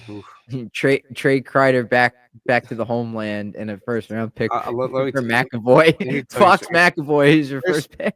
Let me tell you, Chris Drury, Kevin Adams, and Don Sweeney is the holy trinity of GMs that you don't want to be associated with any of them.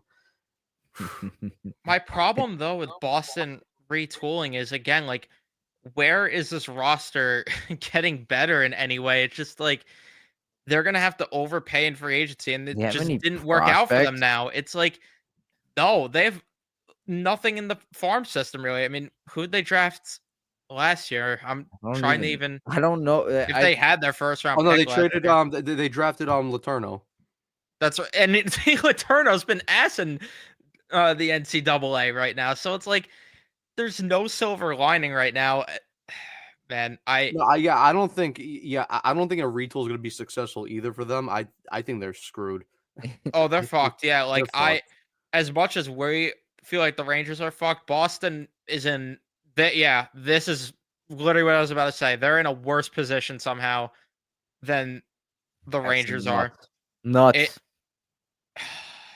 It is like, and it sucks too because they're wasting really good years of Pasternak. They're wasting great years of McAvoy, but Yeah. those returns would be nuts if they moved either of I'm them. But surprised they didn't call it quits sooner because McAvoy's out for the season. I'm surprised they didn't sell off more of what they they could. don't have a lot to sell off. I mean, we heard maybe they would have moved Geeky yesterday, but he's an RFA, so they didn't have to rush that move. That's a guy I'd like on the Rangers, by the way, if they want to More target him. geeky. And then Zaka as well, we heard about, but he also has terms, so it's not like there was a rush to move him either. So I get why they didn't move any other pieces because there wasn't a lot to move. Parker Waterspoon, Yeah, no. no one cares. Vinny Lettieri. Hey, Ranger Rangers legend. legend. Hartford legend. They signed Tyler Pitlick. I mean, Rangers legend. Hartford legend. and then they got Yeah. Henry Yokiharu today. Yeah, and they got they're just in a terrible position right now. It's bad. It's really bad. Yeah, it's funny. That's they're in a worse spot than the Rangers. Yeah, I think that's pretty funny. Like you said, the trinity of NHL GMs. The Sabres are in a terrible spot. Rangers are in a bad spot, and the Bruins are in a horrible spot. Like where do you go from here? Like, at least with the Rangers, I think they could solve their issues with free agency. I don't think anybody wants to go to Buffalo. Like, if in free agency, I don't think anyone's going to be picking them over the Rangers. You know what I'm saying? Yeah, and then with Boston, it's like they're giving contracts out just to the wrong guys. Like that Lindholm contract. Didn't we say that like when we did when we were on your stream in the summer? Yeah. Like, oh god, those are horrible. Like the Zadorov one for sure. I knew that. Like that one sucked. The Zadorov one we thought was all right, just because teams Yeah. overpay for defensemen on July 1st, and Zadorov was actually coming off a good year, but it wasn't overpay. But I didn't think it would age this poorly this quickly. The Lindholm one, though, everyone knew that was probably the worst contract signed on July 1st. All Don- those July 1st contracts were Don- so Don- bad. Don Sweeney and Barry Trotz gave up in the last free agency because Shea's looking. Yeah. That was a terrible contract. Stamkos is looking terrible, and Marchessault's been bad too. All of them. Last year's free agency class, if I'm not mistaken, was just flat out garbage to begin with. Like outside of Jake Gensel, it was pretty bad. And even then, Gensel, Like they were marquee names. he got his rights traded to Tampa, so it's not like he was even really that much in the conversation there. Montour was like a top free agent. There were DeBrusk. marquee names. Stevenson Chandler got- Stevenson. Stevenson got overpaid by Seattle, and that contract's not looking good. I swear to God, like 90% of those players got overpaid. And it's going to happen this offseason. But Bennett's going to be the guy this offseason that gets overpaid. Yeah, You he's wouldn't that want the right. Rangers to go take a swing for him?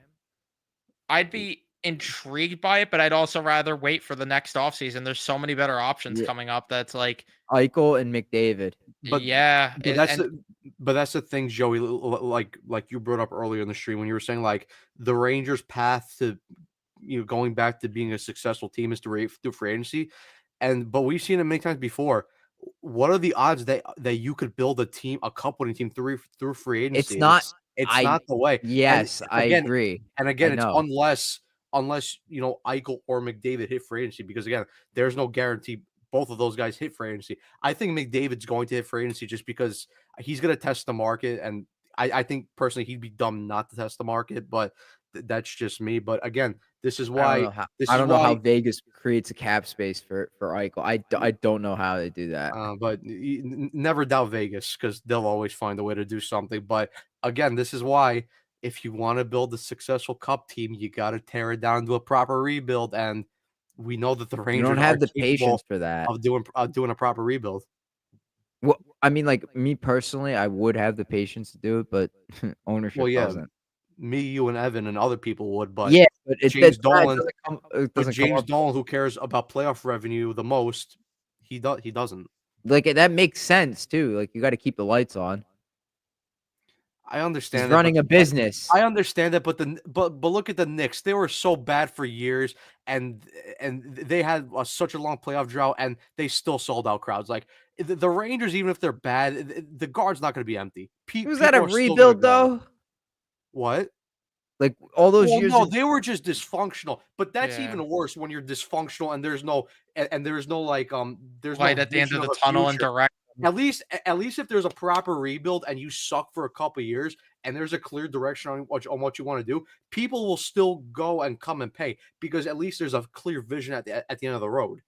I don't even think had James Dolan like stayed idly by and not fired JD and Gorton. Yeah, What? like The what Kaylee comment. just said. What Kaylee said, exactly, The Rangers yeah. sold tickets in December, so and that was when the team quit. Yeah.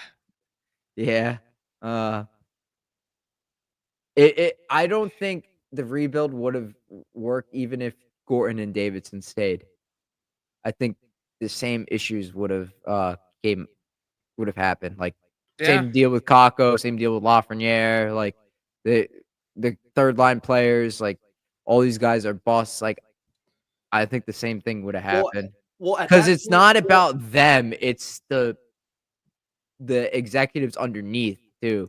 Like, but Tanner at that, Glass and Jed Ortmeyer. I know. I don't know if those are the guys that you really want, like, but at that developing point, your guys. Chris Drury is GM of Hartford. I don't know if that's the deal. Like, would things have been better if you had Chris Knobloch as your head coach instead of David Quinn? I think personally, this entire head coach staff should be gutted except for Michael Pekka. I think All right. Michael Pekka going forward should be the head coach of the Rangers. I agree. I'm done with Laviolette. Like, but no disrespect to actually, like, Laviolette's made some pretty stupid decisions. I don't get some of the lineup changes. I think it's time for the Rangers to go with the coach that has worked his way up and see, like, the oh my gosh, the John Coopers of the world, who's the coach of the Avalanche? I can't remember his name. Jared Bednar. Or the Chris Knobloch. They need to go that direction. I would like to see that with Michael Pekka. Yeah, but then again, like you mentioned about, like, with Gorton and JD, the damage was already done even when they fired Gorton, JD, and brought in Drury as the general manager. It was already done because they never stripped down enough to really be considered what's it called, like a quote unquote rebuilding bad team. Because, like, if you want to look at rebuilding teams like Chicago and San Jose, they're rebuilding because they're acquiring young assets and they're really bad, and they have been bad year after year after year. The Rangers never got to a point where they were like bad to the point where they were low in the standings. They were still competitive. I mean, 17-18 after they sold off, they weren't great, but even 18-19, like, they finished with like 70 something points, so they were still fairly competitive. And then 19-20, like, if COVID never happened, maybe they do sneak into the playoff, the regular playoffs. Like, they should have played more. If they were trying to be competitive, they should have played more of their prospects in the NHL. I also want to jump in and say that Igor's Vezina season, I'll forever stand by it. That season, him having that type of season, as fun as it was, as great as it was, it really hurt the franchise because it gave them the sense of we're more ahead of the rebuild than we actually are, because they had no business getting to the conference finals that year. Yeah, you had a good point today. I think it was you, Evan, that said it. If Trouba doesn't hurt Crosby in game 5, the Rangers get eliminated in 5 games. Yeah, I mean, even if they lose in 5 to Pittsburgh, you got to think that change, like, they would have made changes either that offseason or the one after, especially the one after getting embarrassed by New Jersey. So let's say that the Rangers losing 5 games to the Penguins, then they lose in round 1 of the Devils in 7 games. definitely getting a trade. I think Panarin gets traded after that. Yeah, I think Panarin for would have got traded. sure Panarin gets traded after that because Management was there was pissed. there was already the noise around that, and I think because the Rangers hadn't won a playoff round, that would have been enough for Drury to pull the trigger there. They would have got aggressive earlier. I think that you would have maybe seen them actually acquire JT Miller earlier too. They would have done the things that we said they needed to do earlier. They would have got it done at the right in the Mhm. right timeline if the course went that way, because you lose 2 first rounds, especially getting embarrassed by New Jersey. Right. And like you said, with how management was pissed at Panarin, Yep. yeah, it would have I been just completely Yeah, different right now. it would be completely different. But for now, I'm going to enjoy watching JT Miller play and Mika Zibanejad look completely different than he has this entire season. Enjoy it for what it is. I know the Rangers aren't going far this year, but I'm gonna enjoy it for what it is. Maybe next year they'll bounce back stronger. Uh, I want to see Brendan Hoffman score his first goal. Same. Yeah. Kid's worked hard. Good guy.